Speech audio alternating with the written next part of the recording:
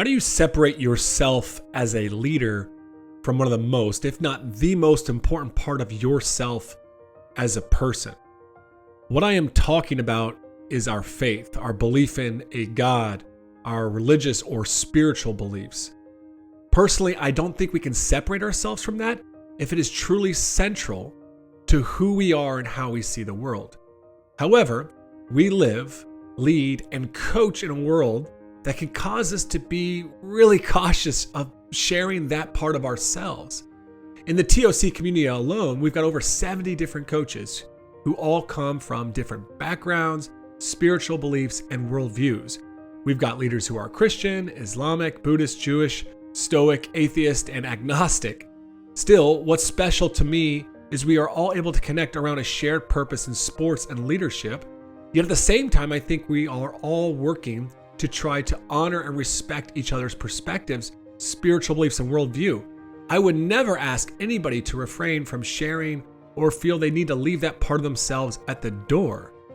One of the most powerful examples of this is our weekly faith gathering for Christian coaches. We've got around 15 coaches of around 7 to 8 different denominations from all over the world who get up for most of them early Wednesday morning and hop on a Zoom call. And on this call, we discuss a wide variety of faith and leadership related topics each week. And people come at it from a lot of different perspectives. But it's one of the highlights of my week, as it is for the other coaches in the group, because we get to talk about what's most important to us and tie it back to our leadership and coaching. So here's the problem, right? I think many coaches feel the pressure to leave the spiritual faith-centered part of themselves at the door. There is this fear of getting in trouble. There's this fear of upsetting someone, or just even making someone feel like they're not included. And we all are working to create a culture where everyone feels connected. They all feel like they belong. Now, Nate and I are both Christian, but we really want to try to approach today's episode of the Coaching Culture Podcast in a way that might speak to coaches of all different faiths. Now, hopefully we don't offend anyone, but if we do, well, so be it. We can't be for everyone. On this podcast, we really try to talk about things that really matter in coaching and leadership, and we try to offer practical ways to grow as a leader and build your culture. It's what we love to do in our work at TOC Culture Consulting, where we provide mentorship, coaching, and a community for leaders in sports. You can learn more about our work at tocculture.com, where you can also subscribe to our weekly newsletter and the notes to this and every episode. Now let's get right into today's episode. The last 2 weeks, we've been fortunate to be joined by Phoenix Suns head coach Monty Williams, who we can now say is a friend of the pod.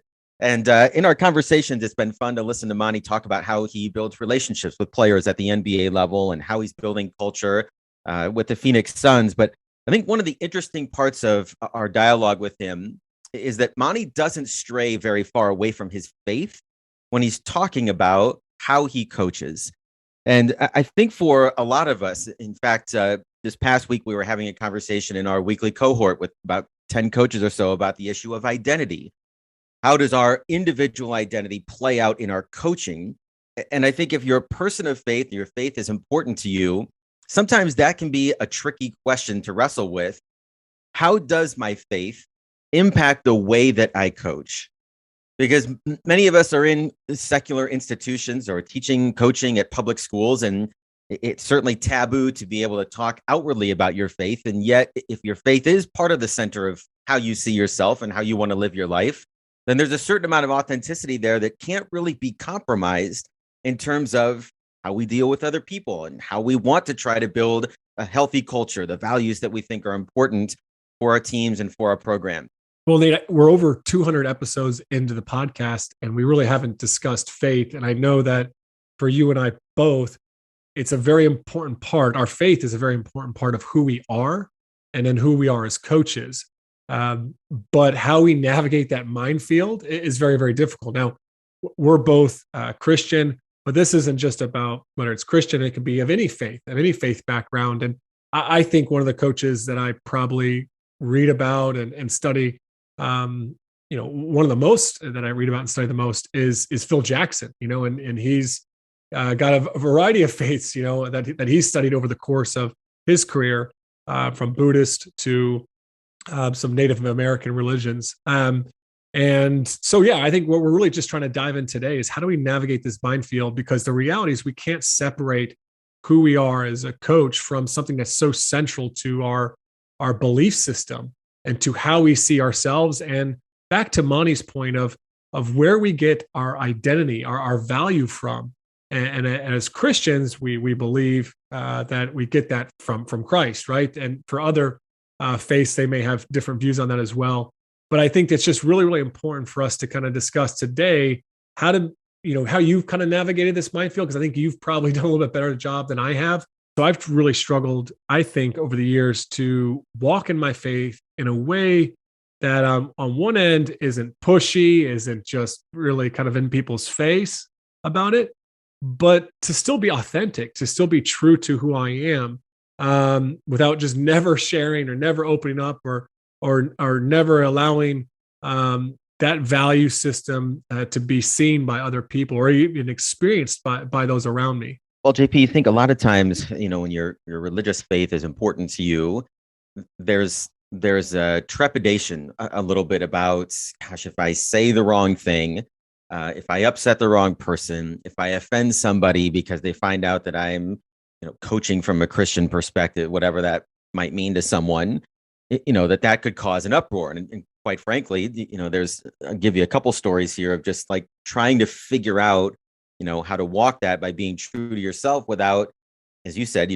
feeling like you're proselytizing or you're pushing your faith on somebody else. And I remember when I started in coaching, my very first job, I'm 24 years old, right out of college, was really involved in campus ministries when I was in college. And so my second year as a high school girls basketball coach, I'm unmarried in my second year of teaching at the same time.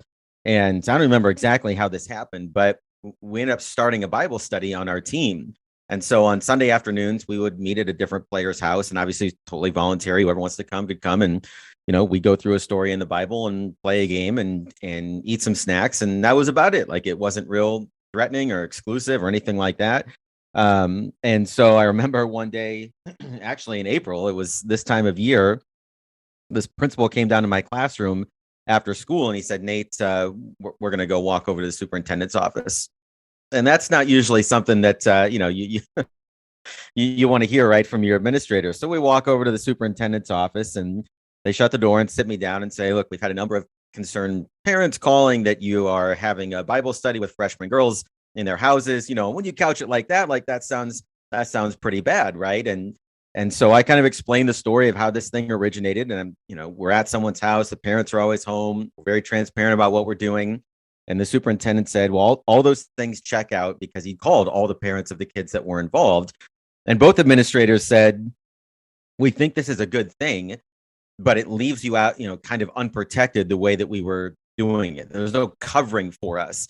Again, because I'm not married and, just the optics were not great. And so out of that, we took about a month off and we ended up beginning to start an FCA group instead of just a girls basketball Bible study. And we opened up to the whole student body. And from that point on, for the next 6-7 years, every Sunday we had this Bible study that started to include athletes that were boys and girls. And it was a great thing. It was a good thing for, kids that were involved. It was great for us. But I think that's that nightmare, right? Like a player gets offended, a parent doesn't know what's going on, and all of a sudden, that can start a shitstorm that, you don't have any control over, right? And so that's kind of how I learned the hard way. And yeah, Nate, and for me, I'll share a quick early story of my coaching career too.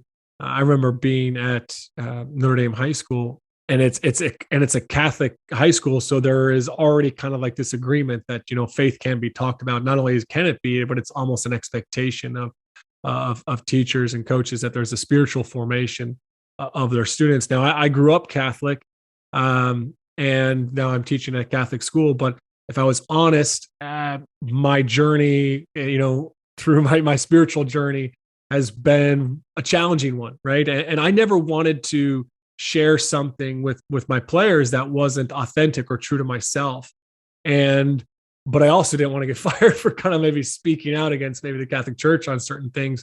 So what I really just try to do is just to try to be authentic and share where I was struggling and maybe how I was trying to grow in that, And I was fortunate. I know a lot of coaches aren't necessarily in institutions where that is not only allowed, but it's encouraged or expected. But for me, I think, what I really learned from that experience was how if you do have opportunities to engage with your players, there's, first off, you got to be authentic. You got to be true to yourself, true to what you believe. But they appreciate that little bit of vulnerability, in that aspect, because I never wanted to be someone that was saying, hey, here's our things that I believe in.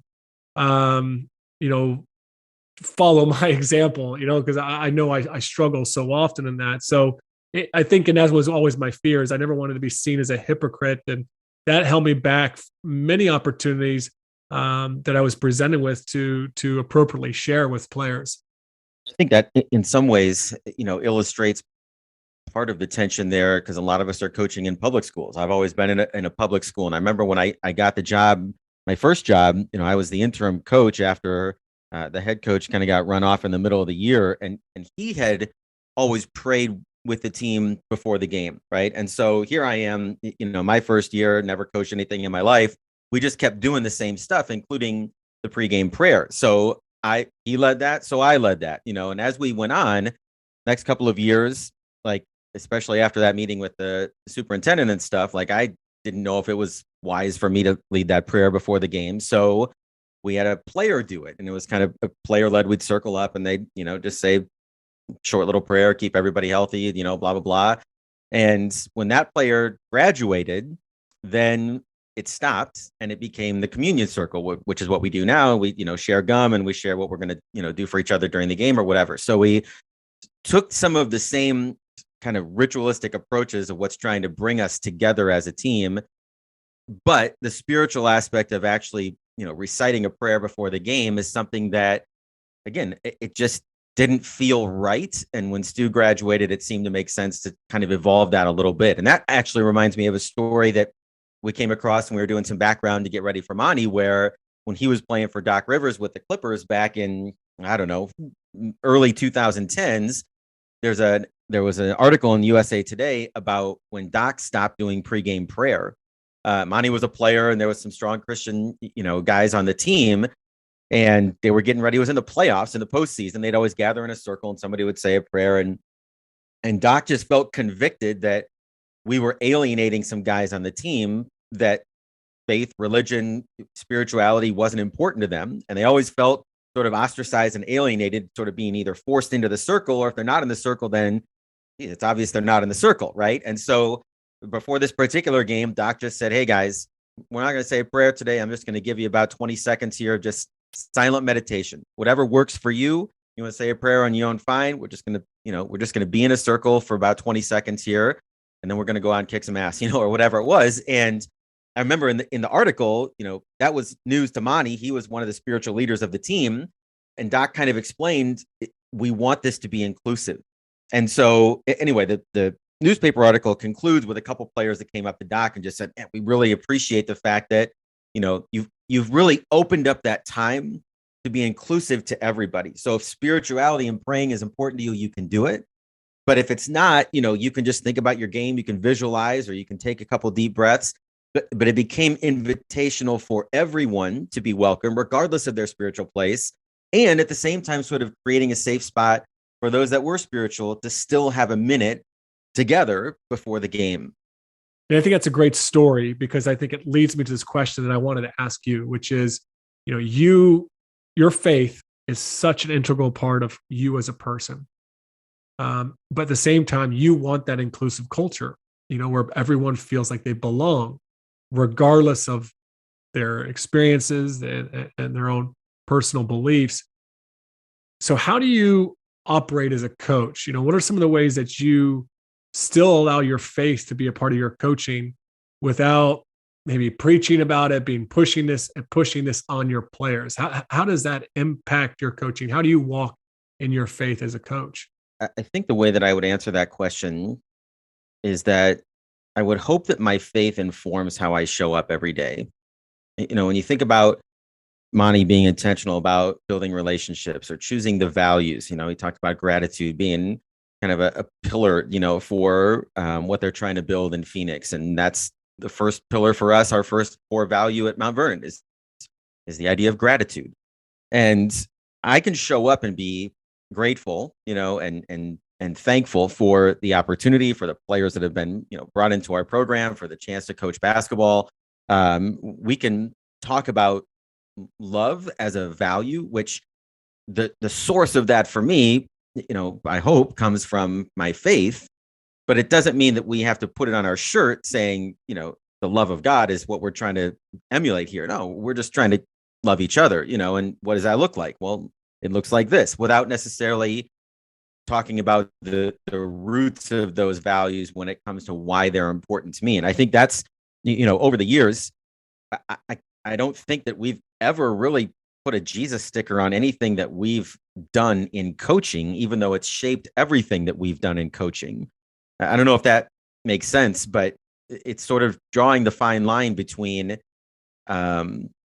being driven by faith, but not evangelizing in the position that we're in. And so, in many ways, I think the way that we coach is different, but it's kind of the unspoken why.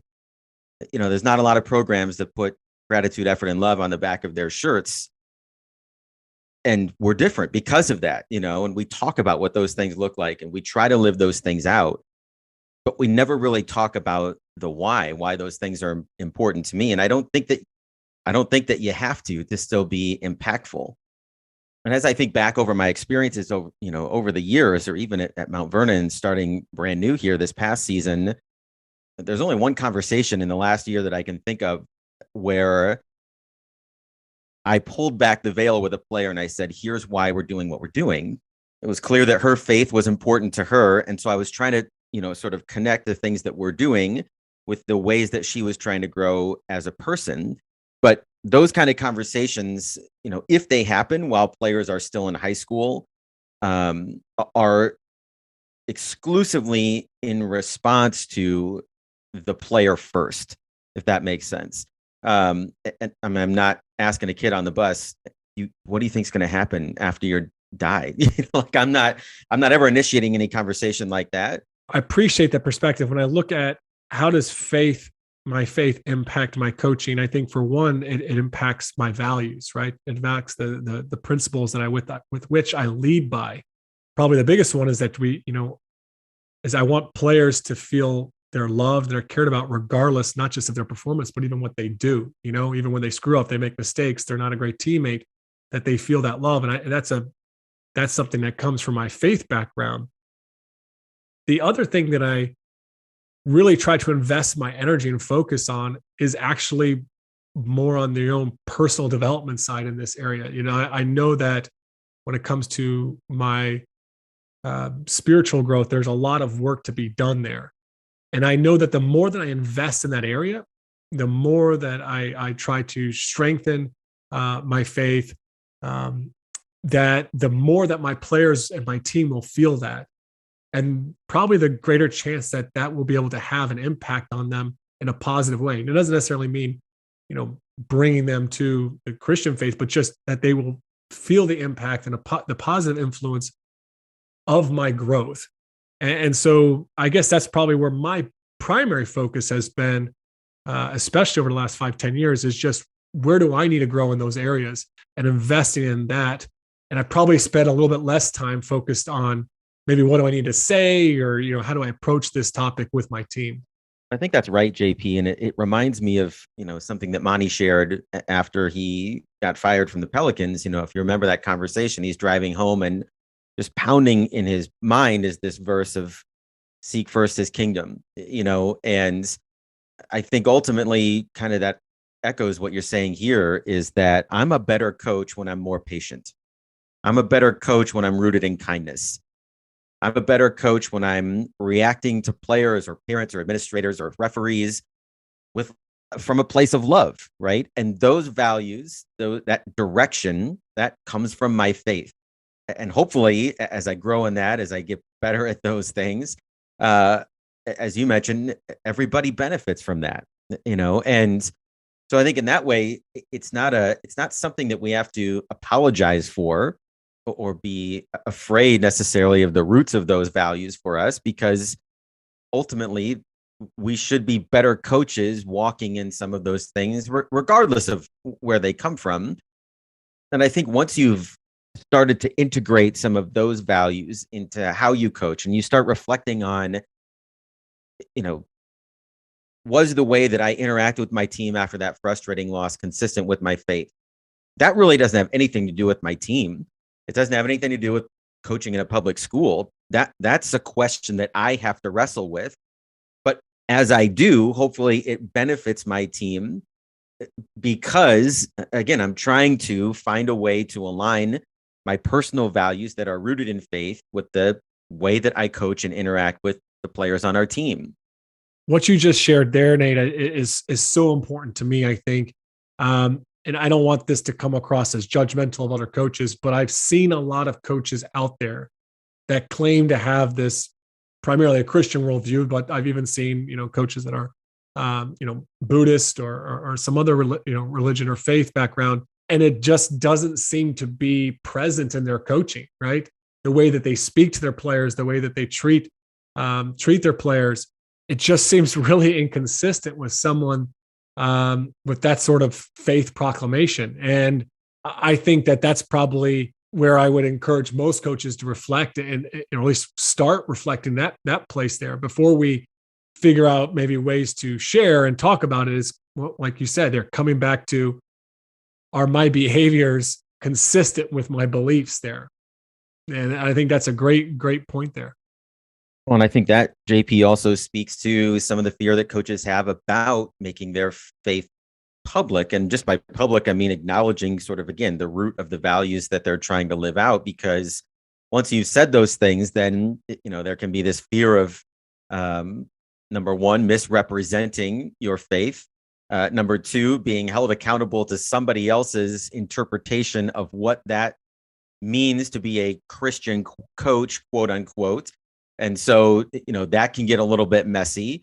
And we're all imperfect, right? And so when we do get after a referee, or we do get after our team, we do, drop some choice words in a practice and kind of fall off the wagon, so to speak, are we doing more damage to our witness because we don't have it all together, right? And because we know that we're fallible, we know that we're going to make mistakes, and we know that we're going to be in high pressure moments where it maybe is most difficult in those competitive situations to find that consistency with the values that we're trying to be foundational for who we are as a coach. And what I would say to that is real life, like being vulnerable and just, I'm a work in progress, and there are days where, man, I feel really good about the way that I interact with people, whether it's our players, my kids, my wife, whoever it is. And there's days where I feel tremendous conviction, for wandering off and being selfish or, whatever it might be. And that's where we all are. Right. And so, again, I don't know that fear necessarily justifies trying to compartmentalize our faith when that makes for a lesser version of ourselves in our coaching. Yeah. I think that's some great encouragement for coaches to not let our fear of whether it be saying the wrong thing or overstepping our bounds or being inconsistent, like us making mistakes and being inconsistent with our faith, to not operate, from that place of fear, but to actually be willing to allow something that's so important to us, arguably central to us and how we see the world, to allow that to take place and to be present in our coaching. And I think sometimes coaches feel like they have to almost separate themselves from from their faith. Like, okay, I got to leave that at the door because it's going to upset some people, it's going to bother some people, whatever. I might get fired for. And I think there are ways to merge that, whatever your context or your circumstances are. There are ways for you to still show up and for that faith to. There's ways for you to show up and still walk in your faith in a way that still, honors and respects the circumstances that you coach within. I'm reminded in this conversation of an excerpt from Jeff Pearlman's book, Showtime, where he's talking about the 80s Lakers. And there's a chapter in there on AC Green when he came to the Lakers, and he was kind of known as America's most famous virgin and very outspoken about his faith. And certainly lived a different lifestyle on the road than most NBA players based on the decisions that he was making in regards to his faith. And in the book, they talk about how AC was very outspoken with his teammates about what he believed and why he believed it, and never shy about kind of giving an answer to why he was going back to the hotel rather than going out on on the road or out on the town with everybody else. And finally, there's an episode where one of his teammates pulls him to the side and they just say, "Look, man, everybody in this locker room respects your faith, but we don't have to hear about it all the time." And Green talks about how that sort of was the right way to put him in check a bit, where he felt like his faith was still mattered. Obviously, it was still the compass for his life. I think it was affirming to him that it was respected in the locker room, even though guys would give him a hard time. But they did respect the fact that he was living his life differently and understood why. And he didn't have to heap on the stickers all the time. He could just live it and try to be faithful to it. And I think in a lot of ways, that is sort of a roadmap for us as coaches. And I think the other thing, JP, that's important to remember here, and we mentioned this in our cohort the other night when we were talking about identity, I think nirvana in coaching, like the place that we all dream of being, is that whatever our aspirational self is, like when I imagine, who do I really want to be? What do I really want to be about? That self, however I would describe that there's a place for that in how I coach, that I don't have to put part of that in the closet. I don't have to put part of that on the shelf when I show up with my kids every day, regardless of where those values come from. Ultimately, to find the greatest meaning and satisfaction in what we do, it's when we get to be our fully authentic self with our players. And I think if your faith is part of that, then it's worth the struggle to figure out, how do I walk it out in the midst of my team? All right, so here's my final take on all this. Everyone's circumstances, they're different. Everyone's in different places, as are their players. My hope is that the listeners today feel encouraged, that if their spiritual faith is important to them, that they feel like they can allow that to influence their coaching, that you can find some way to share that faith with others. There's many ways to do that, and in a way that honors your beliefs while respecting those individuals. For me, I know some Christians might be critical of my lack of maybe evangelizing or speaking up or speaking out about my faith. And I guess my response to that is just, I'm really just trying to work on my own spiritual growth and then to engage where I feel someone has invited me. There's that saying, the difference between a pest and a guest is an invitation. And I just want to be a guest in those conversations. Today was a difficult conversation for Nate and I. Probably one of the most difficult episodes we have recorded. Not because I think we're worried about offending people. Personally, people get too offended these days, in my opinion, and I've stopped worrying, too much about that. But it was difficult for me because this is an area of personal struggle. It's an area where I have so much room for growth. And that's just me being vulnerable because I don't have all the answers. I've probably got more questions than I have answers when it comes to faith. But anyways, we hope today was a helpful and encouraging episode.